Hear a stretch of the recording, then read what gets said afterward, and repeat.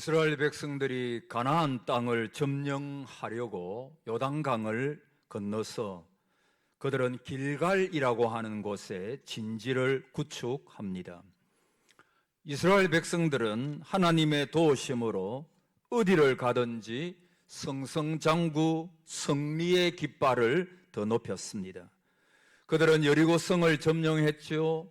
그리고 조금 어려움이 있었지만은 아이성도 점령하고 또 베델도 점령합니다. 이제 잠시 휴식을 취하려고 다시 본부가 있는 길갈로 나왔을 때였습니다. 멀리서 왔다고 하는 사신들 몇 사람이 이스라엘 백성들을 만나려고 길갈에 기다리고 있었습니다. 사실 그들은 멀리서 온 게 아니었습니다. 그냥 멀리서 온 것처럼 그렇게 꾸몄을 뿐입니다. 아주 가까이에서 살아가는 기브온 족속들이었습니다. 그들은 일부러 멀리서 왔으니까 우리와 빨리 화친하고 또 조약을 체결하자라고 이야기합니다. 이스라엘의 지도자였던 여호수아와 백성들은 그들의 말을 그대로 믿고 화친 조약을 체결합니다. 그러나 이것은 성경이 분명한 잘못이라고 말씀하고 있습니다. 하나님께서 이스라엘 백성들을 향하여 너희들은 절대로 강한 족속과 언약을 맺지 말라, 그렇게 이미 말씀하셨거든요. 이것은 내가 너희들을 지켜주겠다, 내가 너희들의 인도자 선한 목자다, 그래서 너희들은 나를 가나안 땅에 들어갔을 때 의지할 것이지 강한 족속이 있다고 해가지고 그 족속들과 화친 조약을 맺고 그들을 의지하지 말라. 그것이 하나님의 의도였었습니다. 그런데 중요한 것은 하나님께 묻지 아니하고, 하나님 앞에 묻지 아니하고 그 일을 마음대로 판단했습니다. 결국에 중요한 일을 그르쳤죠. 3일이 지나고 난 다음에 이스라엘은 속았다라고 하는 사실을 알게 됩니다. 그러나 이미 하나님의 이름으로 맹세를 하면서 화친 조약을 맺었기 때문에 돌이킬 수 없는 일이 되고 맙니다.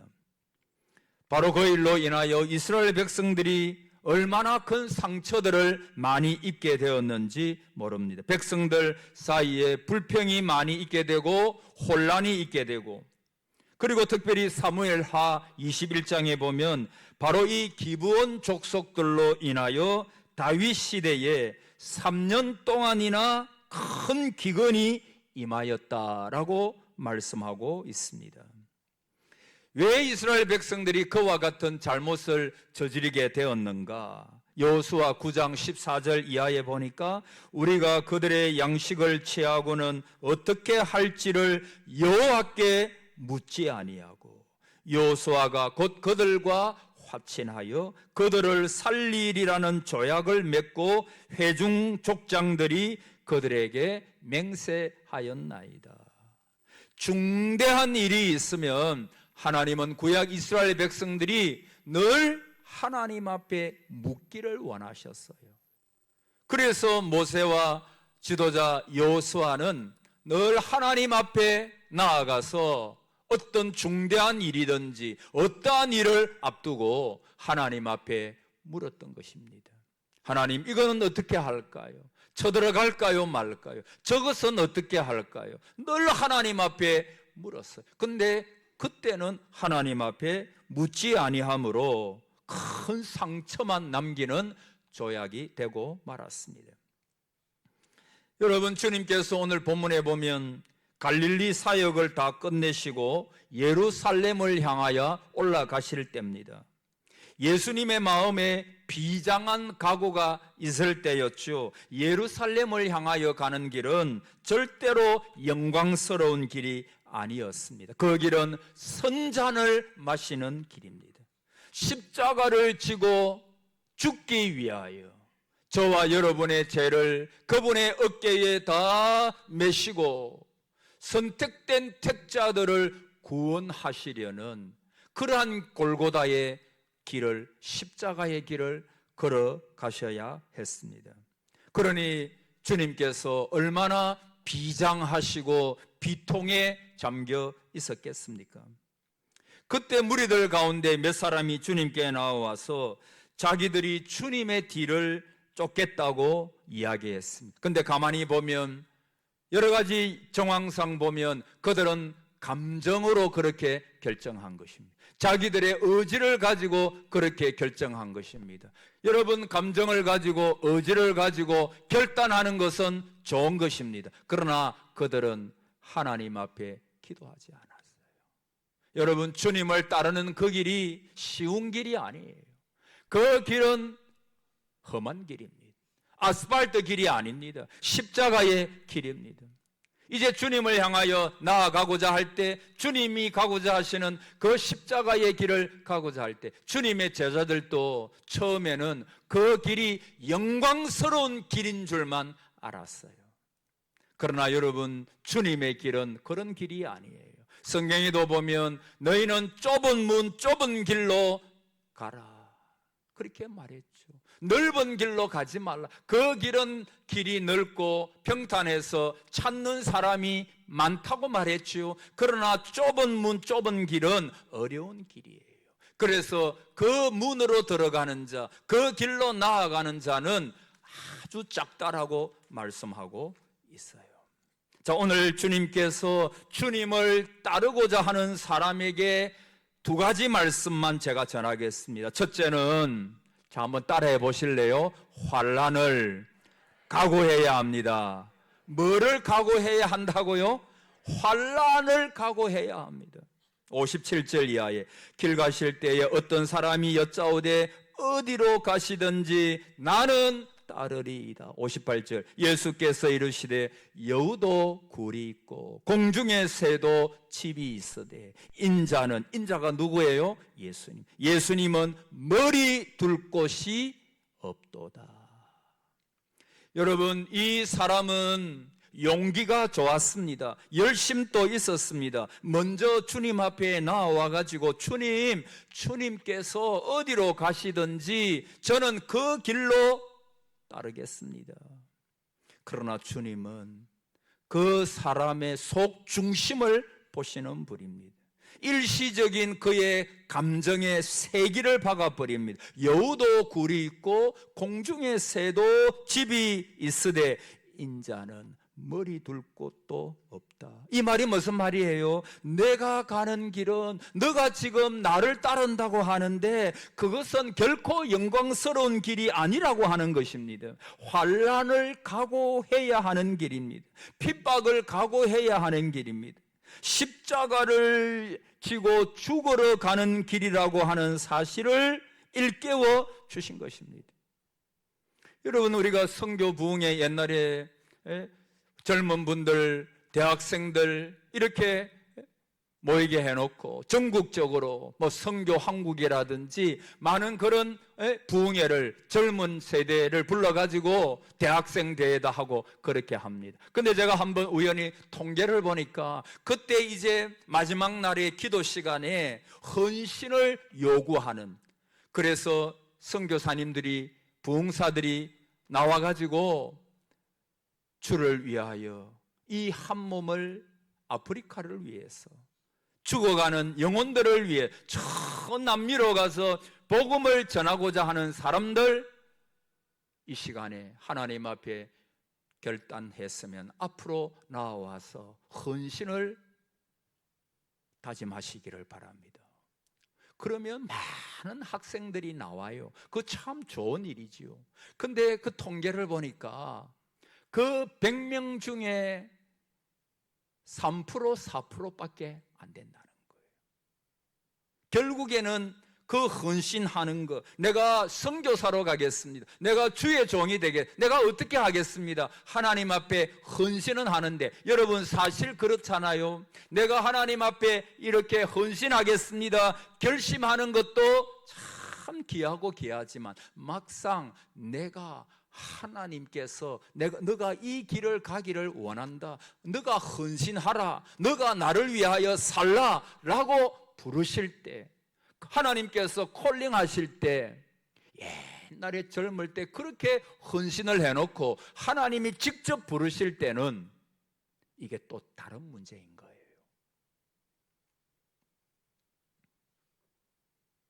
그만큼 우리가 주께서 나를 따르라 라고 하실 때 쉽게 내가 죽음도 각오하고 환난도 핍박도 기다리고 있지만 내가 그 가는 길, 그 길을, 좁은 길을 내가 가겠습니다, 그게 참 쉽지가 않다는 것이죠.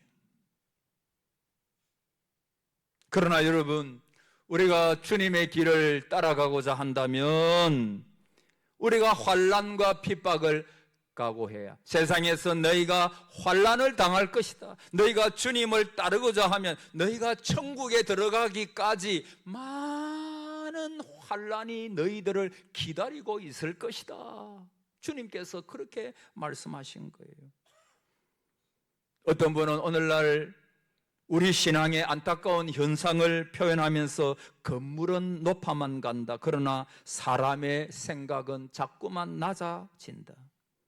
길은 탄탄대로인데 사람의 마음은 점점 거칠어만 간다. 옷은 예뻐지는데 사람의 마음은 미워만 간다. 그 다음이 중요해요.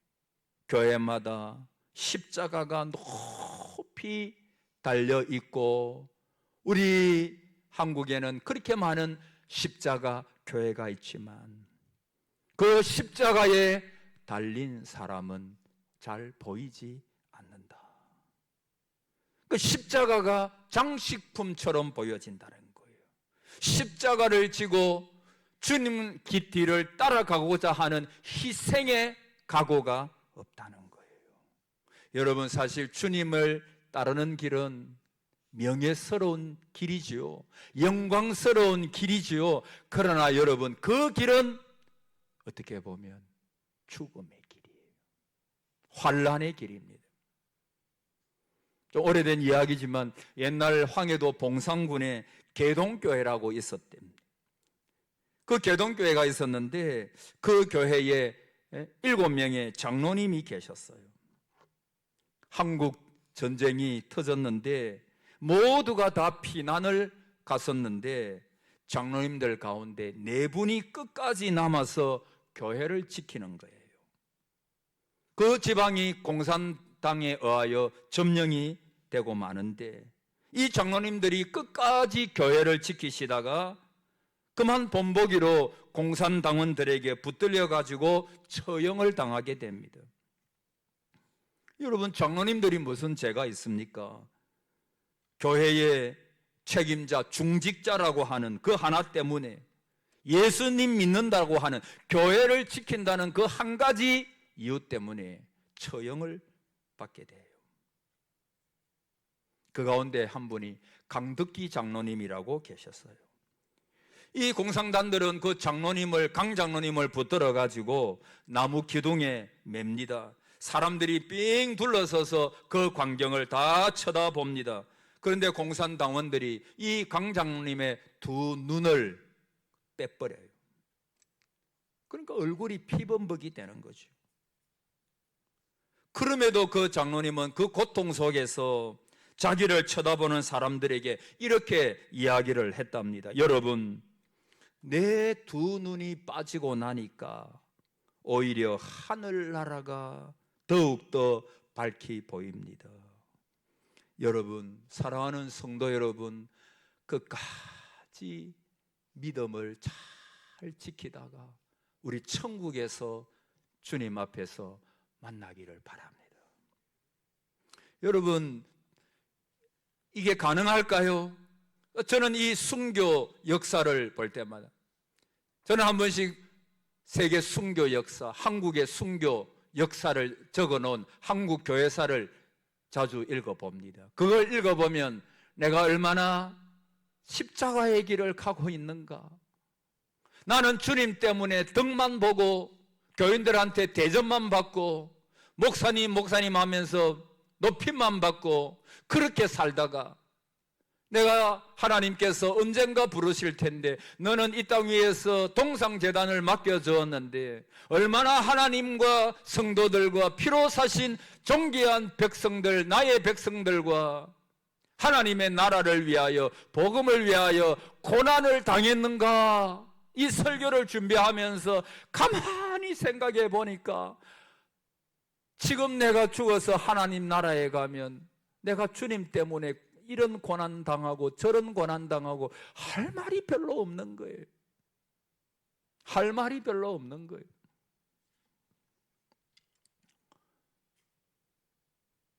여러분, 그 순교하는 분들이 저는 생각하기에 그분들이 진짜 제정신을 가지고 순교할 수 있겠는가? 저는 불가능하다고 생각합니다.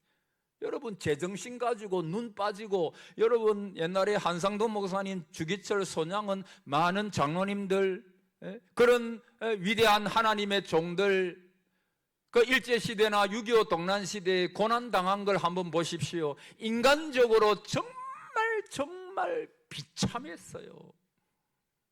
어떻게 저런 고난을 당할 수 있을까? 그런 가운데서도 주님 의지하고 주님 모른다 하지 않고 그 십자가의 길을 그들이 달려갈 수 있었을까? 그들의 제정신, 그들의 정신 가지고 그렇게 할 수 있었을까?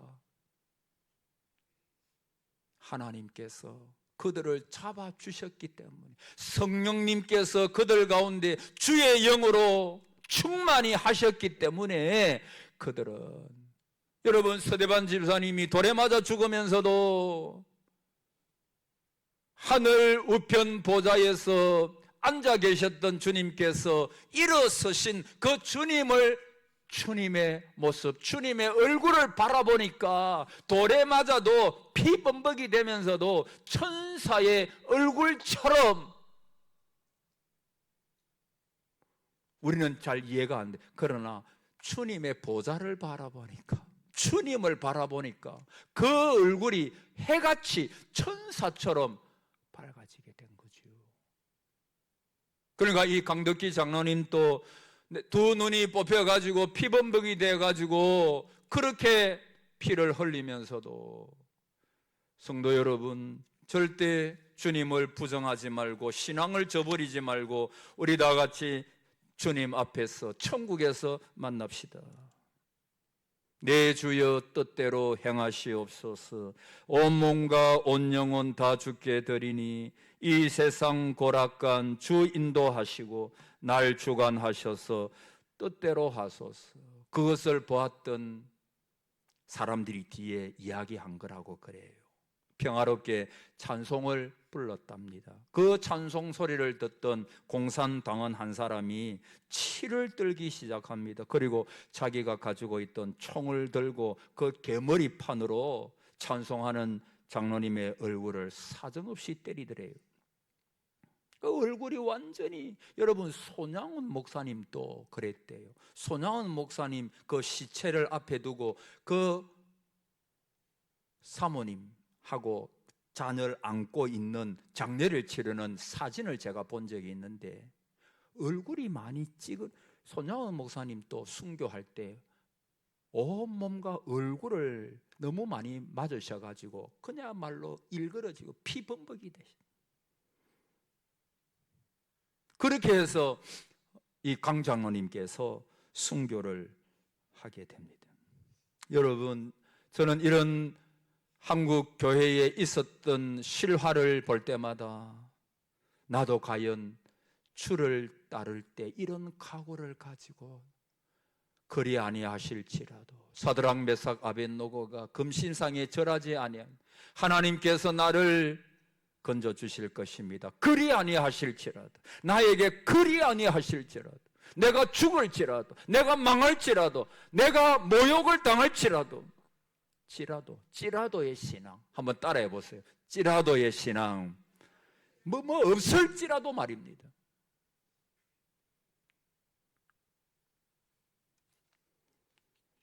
리차드 백스터 목사님의 참 목자상이라고 하는 우리 신학의 길을 가야 할 사람들은 무조건 읽어야 될 책이 있어요.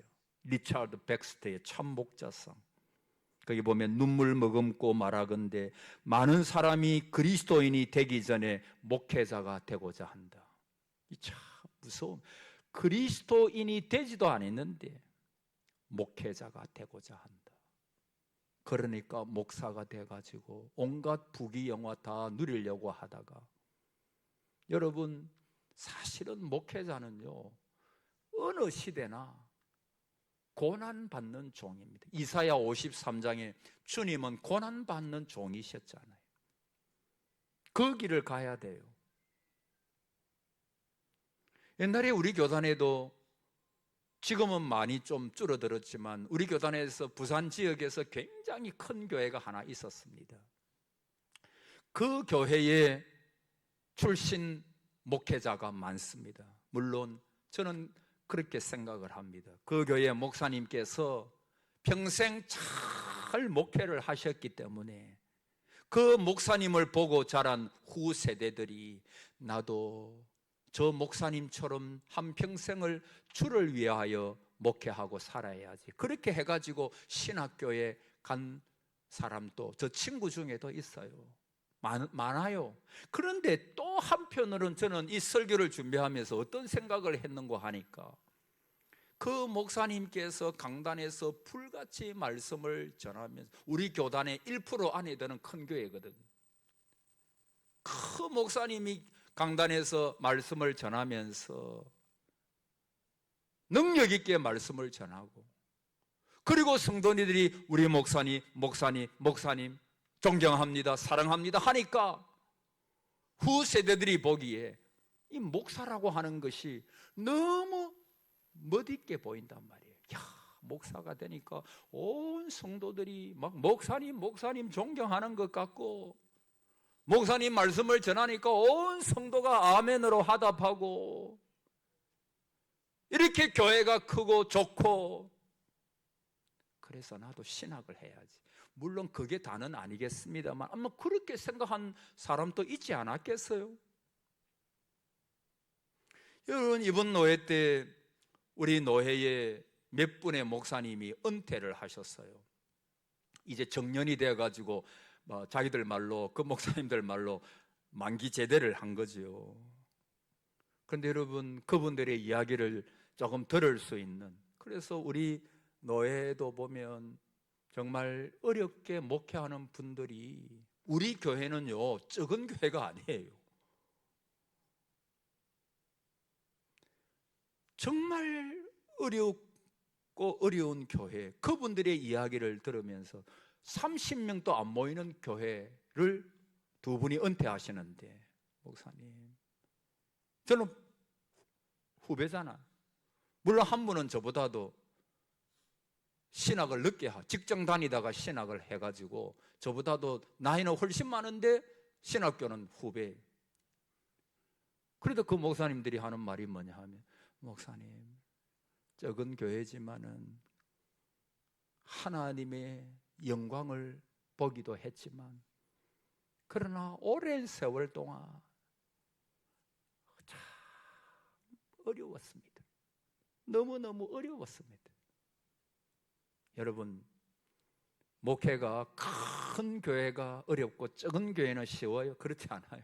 적은 교회는 적은 교회대로 정말 어려운 거, 여러 가지 물질적인, 또는 또 그 안에서 한두 분만 또 이렇게 좀 어렵게 해도 교회가 막 흔들리고, 이런 여러분 목회만 어렵겠습니까? 여러분들 또 직장 생활 하는데 얼마나 어려움이 많겠습니까? 저는 이 강단에 설 때마다 성도 여러분들 일주일 정말 고생하고 이 자리에 나와 계신다, 이런 생각을 하면서, 그런 면에서 보면 설교에 부담을 느끼는 거예요. 내가 쉽게 생각을 못하는 거예요. 그분들도 이야기를 합니다. 참 이 길이 십자가의 길이라고, 너무너무 어렵다고. 그래도 하나님께서 은혜를 베푸셔서 참 이 길을 잘 마치게 되었다고, 너무 하나님의 은혜가 감사하다고. 아니 눈에 막 눈물이 글썽글썽하면서 그 연세 많은, 이제 70 하나죠, 연세 많은 어른이 그렇게 이야기하는 것을 들을 적이 있습니다. 이번 노회 때. 사랑하는 성도 여러분, 우리는 하나님께로부터 부르심을 받았어요. 그래서 우리는 목사로, 장로님으로, 또 집사님으로, 권사님으로 다 직분자로, 또 하나님의 성도로서 부르심을 받았어요. 여러분, 이 길은요 영광의 길이지요. 그러나 이 길은 환난이 기다리고 있는 길이에요. 좁은 문이에요. 좁은 길이에요.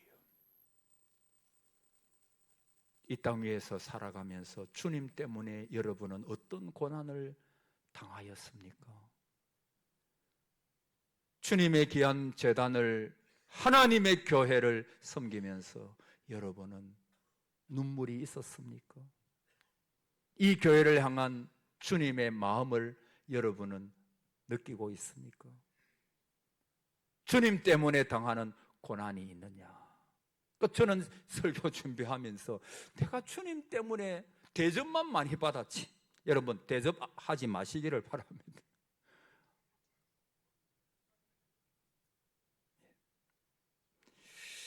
자, 주님을 따르고자 하는 사람은, 자, 우리 간단하게 조금만 설교 더 하겠습니다. 따라합시다. 주님의 일을 가장 앞세우라.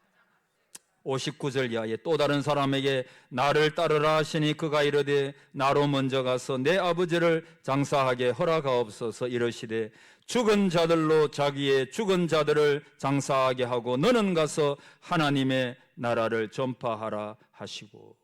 여러분, 이 말은 한마디로 말하면 육신적인 일보다도, 세상적인 일보다도 주님의 일을 앞세워. 너희는 먼저 그의 나라와 그의 의를 따라합시다. 구하라.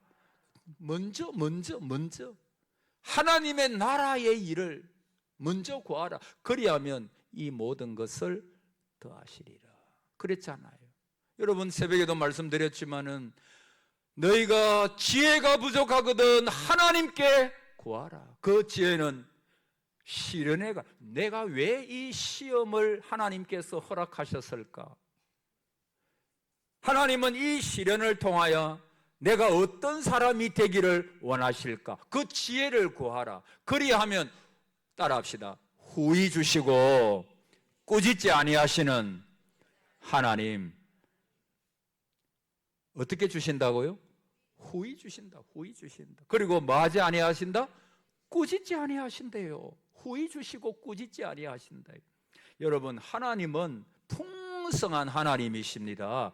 그래서 여러분들이 주께서 주신 사명을 성실히 감당할 때, 하나님은 그랬죠. 믿음으로 살아갈 때 불가능한 일처럼 보여도 그 일을 감당할 수 있는 힘과 능력과 지혜와 재물도 하나님께서 주실 줄을 믿으시기를 바랍니다. 여러분, 내가 못한다 그러지 마세요. 하나님이 저와 여러분을 도구로 사용하시고자 하실 때 하나님, 부족하지만 나를 드립니다. 나를 사용하시옵소서. 나의 가정을, 나의 자녀를 사용하시옵소서. 안 된다고 말하지 마십시오. 모세의 지팡이입니다. 하나님이 붙잡으시면 못할 일 전혀 없네요. 못할 일 전혀 없습니다. 우리가 하나님 앞에 나와서 구할 때 후히 주시고 꾸짖지 아니하시는, 여러분이 하나님의 일을 하고자 하나님 앞에 은혜를 구하고 지혜를 구하고 재물을 구하고 사람을 구하고 그럴 때 하나님께서 꾸짖지 아니하십니다. 어떻게 하든지 여러분, 그분이 주의 일을 하려고 하나님의 은혜를 구하는데, 저는 늘 그렇게 믿어요. 하나님을 위하여 살고자 하는 삶에 하나님께서 왜 은혜를 주시지 않겠느냐, 그 말이에요. 하나님, 나에게 재물을 좀 주십시오. 내가 어려운데 재물 좀 주십시오. 이 재물 주시면 내가 주를 위하여 일하겠어요. 왜 안 주겠어요? 하나님께서 하나님 나에게 건강 주시옵소서. 내가 지금 좀 약한데 건강 주시옵소서. 여러분, 그러나 건강하지 않아도 충성하면 하나님께서 은혜 주실 줄 믿습니다만은 내가 주를 위하여 살고자 합니다. 나에게 좀 건강 주십시오. 하나님 왜 건강 안 주시겠어요? 후히 주시고 꾸짖지 아니하시는 하나님께 구하라. 그리하면 따라합시다. 주시리라. 주신다 그랬어요. 여러분, 우리 교회도 기적이 상식이 되는 교회 내년 폐허를 하려고 하는데 하나님 앞에 구하십시오. 저도 하나님, 전에도 말씀드렸죠. 하나님께서 저에게 먼저 기적이 일상이 되는 교회가 가정, 개인이 돼야 성도들에게 간증할 수 있지 않겠습니까? 나에게 그런 역사가 지금 또 일어나고 있고 일어날 줄을 믿습니다. 나에게 먼저 일어나야 되는 거예요. 우리 장로님들에게 일어나기를 축복합니다. 우리 장립지사님들에게 일어나기를 바랍니다. 우리 권사님들, 우리 모든 성도들에게 일어나기를 바랍니다. 그래서 앞으로는 간증도 많이 시킬 거예요. 큰 하나님의 역사도 있겠지만 작은 역사라도, 전에 말씀드린 작은 역사라도 내가 교회가 기적이 일상이 상식이 되는 교회가 되려고 기도하니까 하나님 이런 역사를 일으켜 주셨습니다. 이런 간증들이 우리 교회에 앞으로 쏟아질 줄을 믿습니다. 그래서 계속 그렇게 기도를 시키는 거예요. 하나님께서. 어쨌든 결론적으로 사랑하는 성도 여러분, 저와 여러분의 삶이 하나님 제일주의, 너희는 먼저 그 나라와 의를 구하라. 주님을 따르는 길은 어렵고 고난이 있는 길이지만, 그러나 거기는 오늘 찬양 불렀잖아요. 영광, 하나님의 영광이 함께하는, 하나님의 영광. 그래서 오늘 찬양을 부르실 때도 그 하나님의 영광에 관한 부분에 하나님 아멘, 그렇습니다, 아멘, 저 찬양대로 이루어 주시옵소서. 그런 기도가 나오는 거예요. 그런 기도가 나오는 거예요. 하나님의 역사가 오늘 저와 여러분에게 불같이 일어날 줄을 믿습니다.